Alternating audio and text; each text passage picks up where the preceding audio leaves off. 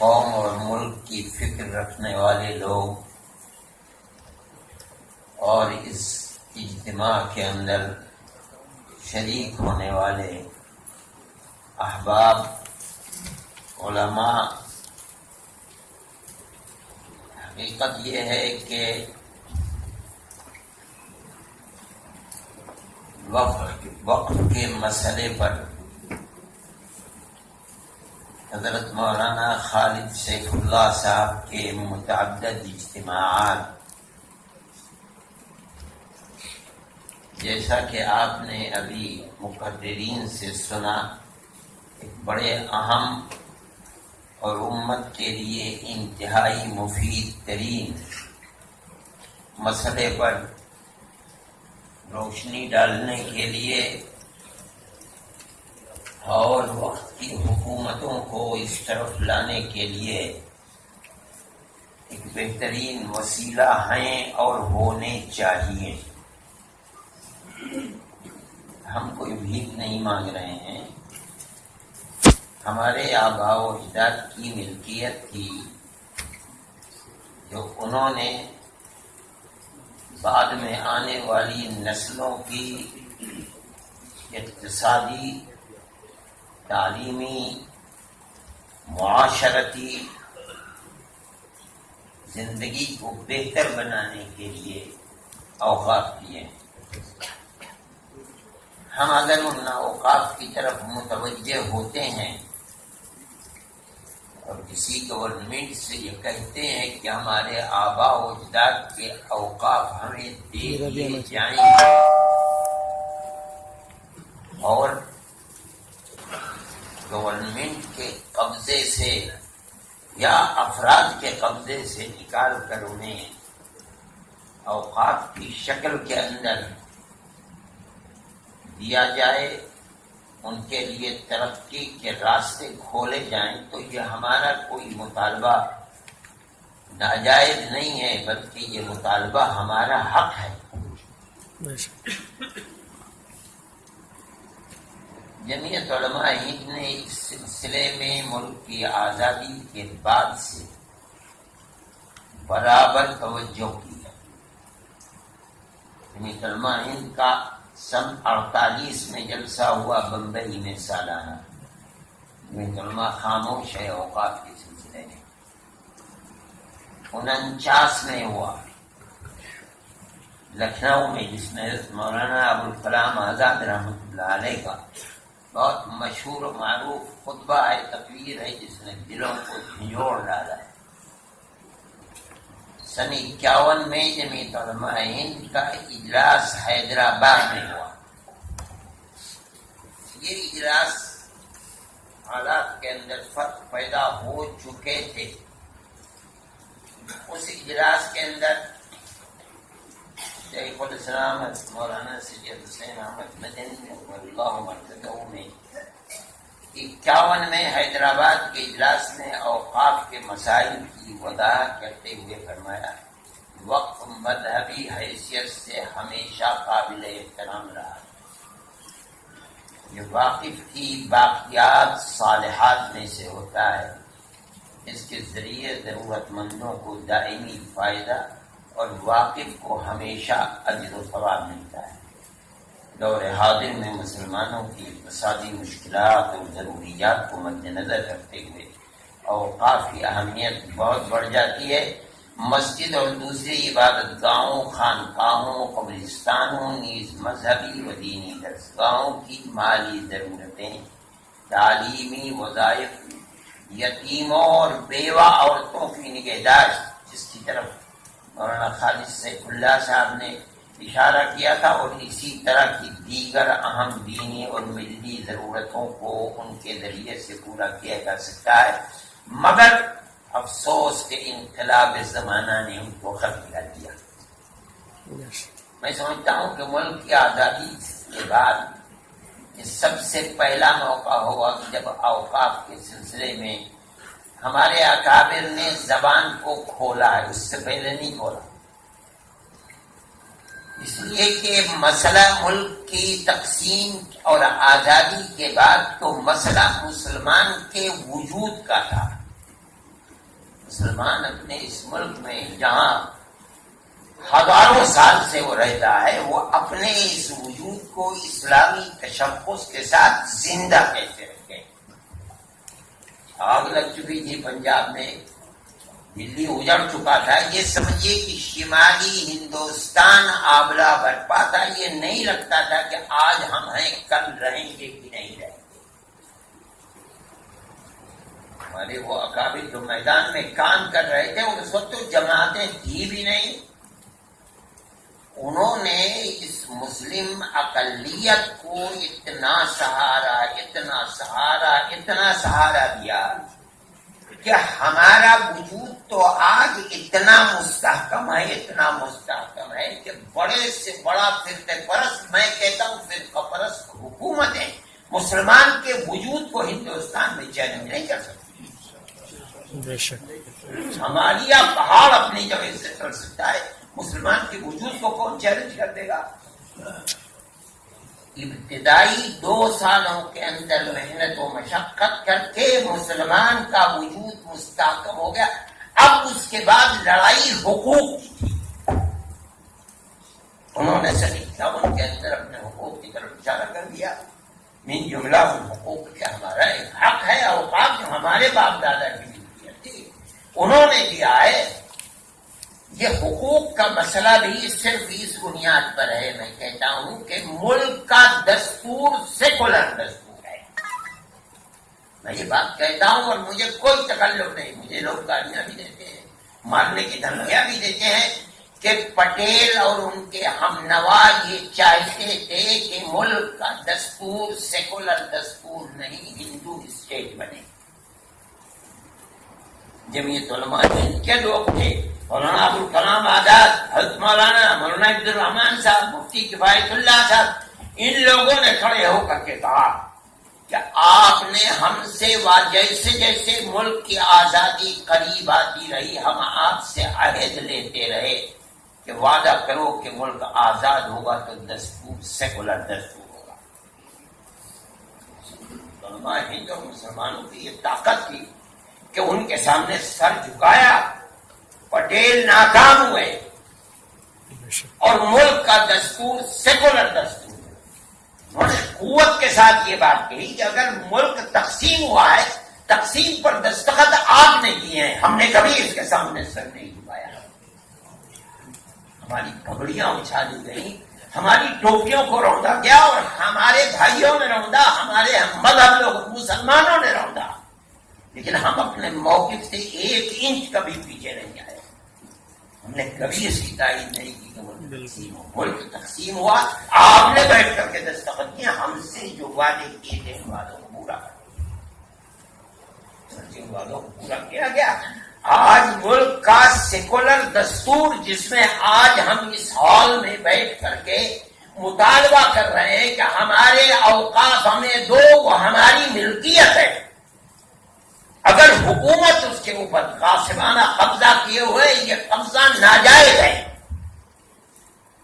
یہ ہم کہیں ہمارے دستور کی بنیاد ہے، اس دستور نے ہمیں یہ حق دیا ہے۔ اگر ہمیں دستور ہمارے ملک کا سیکولر دستور نہ ہوتا تو ہمیں یہ حق کہنے کا، زبان کھولنے کا حق بھی نہ ملتا۔ اب موجودہ ملک کی صورتحال آج سے نہیں، میں کہتا ہوں کہ ملک کی آزادی کے بعد سے فرقہ پرست ذہنیت اگرچہ ملک کو سیکولر دستور کے خلاف ہندو اسٹیٹ بنانے میں ناکام ہو گئی، لیکن یہ سیکولر دستور کے ہوتے ہوئے فرقہ پرست ذہنیت ہر زمانے کے اندر غالب ہوتی ہے۔ اس کا کہنے میں کیا تکلف ہے؟ ابھی ملک کے اندر 20,000 سے زائد فسادات ہوئے، آج تک تو کسی فسادی کو نہ پھانسی دی گئی ہے، نہ موت کی سزا ہوئی ہے۔ کس چیز کی دلیل ہے؟ آپ یہ دیکھیں کہ ملک کی سیاسی صورتحال کیسی ہے، مگر ہمارے وجود کو تو کوئی چیلنج نہیں کر سکتا۔ ہمارے حقوق ہیں، ملک کا دستور سیکولر دستور ہے، آئینے کی طرح ہر آدمی دیکھ سکتا ہے کہ جو لوگ چلا رہے ہیں اور اقلیتوں کے حقوق کو غصب کر رہے ہیں، وہ سیکولرزم کی بنیاد کو مضبوط کر رہے ہیں یا اکھاڑ پھینک رہے ہیں؟ ہر آدمی دیکھ سکتا ہے، سمجھ سکتا ہے یہ سیکولر دستور کی ہمیں ایک نعمت حاصل ہے، ہم اپنے حقوق کے لیے لڑتے ہیں۔ ایسا بھی ہوتا ہے کہ ہمارا ہاتھ فرقہ پرست ذہنیت رکھنے والے لوگوں کے گلے پر ہوتا ہے اور ہم انہیں انتخابات کے اندر نکال کر باہر پھینک دیتے ہیں۔ ہے سیکولر دستور ہے، تبھی تو ایسا ہوتا ہے۔ اور ایسا بھی ہوتا ہے کہ ان کا ہاتھ ہماری گردن پر ہوتا ہے اور ہمیں وہ ملک سے، لیکن ہمارا یہ تنافس ایک دوسرے سے آگے بڑھنا یہ زندہ ہے، اور ہم یہ سمجھتے ہیں جب تک ملک کا دستور سیکولر دستور ہے ہمارے حق ہمیں ملیں گے اور حق ہم لے کر رہیں گے۔ یہ ہماری ہمارے اندر ایک حوصلہ ہے، ہم قوم کو یہ حوصلہ دینا چاہتے ہیں کہ وہ اپنے اندر اس حوصلے کو رکھے، یہ نہ ہو کہ ان حالات سے مایوس ہو کر بیٹھ جائے، سب کر بیٹھ گئی مایوس ہو، اس کا مطلب یہ ہے کہ ہم نے خود اپنی جڑیں اگاڑ کر پھینک دی۔ یہ ایک جہد مسلسل ہے، یہ نہیں ہے کہ ہم ایک دو اجتماعات کر کے ختم کر دیں۔ ڈاکٹر صاحب نے جن گپتی رگوں کے اوپر ہاتھ رکھا ہے، میں ان کا شکریہ ادا کرتا ہوں کہ میرے کہنے سے پہلے انہوں نے اس بات کو کہہ دیا۔ میں یہ کہتا ہوں کہ یہ وہ چیزیں ہیں جو انہوں نے ہماری جہد مسلسل جو اوقات کے سلسلے میں اگر اس کو بیان کروں کہ مولانا عبد الرحمان صاحب نے کس طرح سن 23 کے قانون کے اندر، پھر اس کے بعد جب اس کے اندر ترمیمات ہوئی ہیں تو کس طرح سن 64 کے اندر جو بنا اور سن 69 کے اندر جو تھا، پھر اس کے بعد 69 میں جمعیت علماء نے 3 روزہ کانفرنس بچوں کے گھر کے اندر سارے ہندوستان کے لوگوں کو جمع کیا۔ مولانا اسد صاحب مدنی نے یہ سب مرحوم ہو گئے۔ اس کے بعد بھی جب ہم نے یہ دیکھا کہ یہ نہیں ہے صحیح، تو سن 94 کے اندر اس کے اندر ترمیمات جمعیت علماء نے کرائی۔ پھر اس کے بعد یہ نظر آیا کہ سن 11 کے اندر اسلامک سینٹر کے اندر پھر ہم نے اجتماعات کی اور سونیا جی سے، ڈاکٹر منموہن سنگھ سے، ان لوگوں سے ملے اور مل کر یہ کہا کہ ملک جدھر چل رہا ہے وہ مسلمانوں کی جائیداد کو ہڑپ کرنے کے لیے چل رہا ہے۔ اس کا مطلب یہ ہے کہ آئے دن ملک کا سیکولرزم کمزور ہوتا چلا جا رہا ہے، پھر تبرز ذہنیت بڑھتی چلی جا رہی ہے۔ ہماری اس بات کو تسلیم نہیں کیا گیا۔ آج وہی بات ہے، اگر تسلیم کر لیا جاتا اور اقلیت یہ سمجھتی کہ ہمیں ہمارا حق گورنمنٹ دینا چاہیے، تو آج یہ نوبت نہ آتی کہ کاسے گدائی لیے پھرتے ہیں، کوئی ووٹ ڈالنے کے لیے تیار نہیں ہے۔ ہم ان حالات سے دوچار ہیں، لیکن میں یہ سمجھتا ہوں، میں کسی تقریر کے لیے نہیں، میں تو مولانا کے حکم کی تعمیل میں آیا تھا، مجھے بخار ہے، میں کوئی تقریر کرنا بھی نہیں جائزہ تھا۔ میں تو صرف یہ بات کہتا ہوں کہ دیکھیے اس طرح کی میٹنگیں کرنا آپ کو آپ کے مقصد تک نہیں پہنچائے گا۔ آپ کہیں گے، لوگ سنیں گے، آپ کتاب سے شائع کر دیں گے، لیکن ان کتابوں کی شائع کرنے سے ہم اپنے مقصد کو حاصل نہیں کر سکتے۔ آپ ہر صوبے کے اندر انتہائی فعال، متحرک، سمجھدار لوگوں کی ٹیم بنائے، جمعیت علماء ہند آپ کے شانہ بشانہ کام کرے گی انشاءاللہ۔ ہماری صوبے کی یونٹ ہے، وہ آپ کے ساتھ کام کرے گی۔ ہم آپ سے جو وعدہ کر رہے ہیں، ہم آپ سے کہتے ہیں کہ ہم آپ کے شانہ بشانہ ہوں۔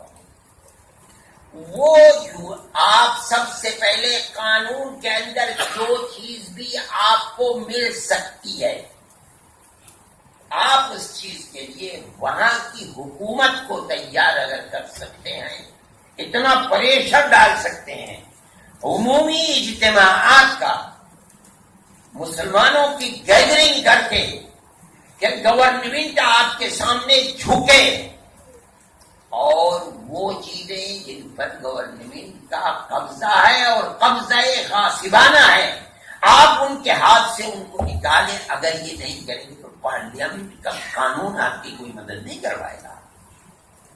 یہ تو آپ کو اس موقع کے اوپر وہاں کی حکومتوں کو زیر کرنا پڑے گا. اجتماعات کیجیے، مسلمانوں کو جمع کیجیے، اور جو اسباب اقتدار لیے بیٹھے ہیں، نہیں بیچ رہے ہیں، حیدرآباد سے لے کر دلی تک ایک سلسلہ ہے، وہاں سینکڑوں کروڑ کی جائیداد بیچتے ہیں اور یہاں تک ان کو پیسہ تقسیم کیا جاتا ہے. یہ ایک حقائق ہے.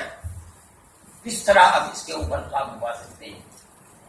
جی جمہوری ملک کے اندر اس کے سوا کوئی طاقت نہیں. عوام کی طاقت اتنی بڑی طاقت ہے کہ یہ عوامی تو حکومتیں بناتے ہیں اور یہ عوامی حکومتوں کو کالا منہ کر کے نکال دیتے ہیں. آپ اگر اتنی اجتماعیت اپنے اندر پیدا کر سکیں تبھی مسائل میں ہو سکتا ہے کہ آپ 10-5 قدم آگے بڑھ جائیں. ورنہ ملک کی جو صورتحال ہے وہ جس طرح سے سرکاری مشنریوں کے اندر بیٹھی ہوئی فرقہ پرست طاقتیں ان کو دبائے بیٹھی ہیں اور کوئی دینا نہیں چاہتا. اس کے حلق سے نکالنا کوئی آسان کام ہے. ابھی دیکھیے میں کہتا ہوں، میں اس کی قدردانی کرتا ہوں کہ ابھی 2-4 دن پہلے، 2 دن پہلے میرے پاس جو اس وقت یہاں کے امانت اللہ صاحب جو یہاں کے چیئرمین ہیں، انہوں نے گورنمنٹ سے ایک مطالبہ کیا ہے کہ اتنی پراپرٹی، اور انہوں نے اس کی ساری اس کے علامتوں کو پیش کیا ہے، ان کے نام دیے ہیں، ان کی جگہ دی ہے کہ یہ سب DDA کے قبضے کے اندر ہے. ان کو چھوڑوایا جائے. اس کو عام کرنا چاہیے تاکہ گورنمنٹ کا منہ تو ظاہر ہو. یہ جو عوام کو کہتے ہیں الاپتے ہیں کہ ملک سیکولر ہے، سیکولر ملک ہے، یہ پتہ تو چلنا چاہیے کہ یہ ہے کیا اور گورنمنٹ کتنا کھا رہی ہے اور کس کا حق کو کھا رہی ہے. مسلمان کے حق کو کھا رہی ہے، کیوں کھا رہی ہے؟ ہماری چیز ہے. میں تو میں وقت چیئرمین کی طرف سے اس طرح کی کوئی کلمہ کی ورکنگ کمیٹی نے اس کے اوپر ڈائری اپنی تجویز بھی پاس کی ہے. میں کہتا ہوں یہ وہ اسباب ہیں جن کی وجہ سے ملک کے اندر حکومتیں ملک کے بسنے والے 20 کروڑ انسانوں کے حقوق کو کھا رہے، شیر مادر سمجھ کر کے اور ہم کر نہیں پا رہے. حضرت مولانا نے بلایا، میں تو بہت ممنون کرم ہوں کہ آپ نے اس وقت بلایا ہے، لیکن میں یہ سمجھتا ہوں کہ اجتماعات سے کوئی مسئلے کا حل نہیں ہے. اس کے لیے تو بڑی کاوش کرنی پڑے گی. کسی کے ایسے لقمے کو چھین لینا اور حرام کے لقمے کو چھین لینا، آپ جب تک ہاتھ حلق میں نہیں ڈالیں گے نہیں مل پائے. اس کے لیے طاقت عوامی طاقت کے علاوہ کوئی اور طاقت ہے. آپ اس کو اگر پیدا کریں گے تو آپ کامیاب ہوں گے. میں نہیں سمجھتا ہوں کہ اس کے سوا کوئی اور صورت ہے کامیابی. ہم تو جو کچھ کرتے تھے وہ کانگریس گورنمنٹ میں کرتے تھے. ہمیں تو اس گورنمنٹ سے کوئی توقع ہے نہیں. ہم تو بیٹھے ہوئے ہیں، دیکھ رہے ہیں دنیا کے حال کو کی طرف چل رہا ہے اور کیا ہوگا اس طرح آئندہ آنے والے سالوں میں ہوگا. حقیقت یہ ہے کہ ہم کچھ بھی نہیں کر پاتے، لیکن آپ اگر کھڑے ہوں گے تو صوبائی حکومت ہوگی. یہاں کہیں کسی پارٹی کی حکومت ہے، کہیں کسی پارٹی کی حکومت ہے، کہیں کسی پارٹی. جمعیت علماء ہند آپ کا ساتھ دے یہ ہوگا اور ہم سمجھتے ہیں کہ ہمیں مایوس نہ ہونا چاہیے. یہ تو کبھی کے دن پڑے ہیں، کبھی بھی رات پڑے ہیں، بڑی ہے. یقیناً ایسا دن آئے گا کہ جب ہمیں اپنے حقوق ملیں گے اور بہت حقوق مل رہے ہیں.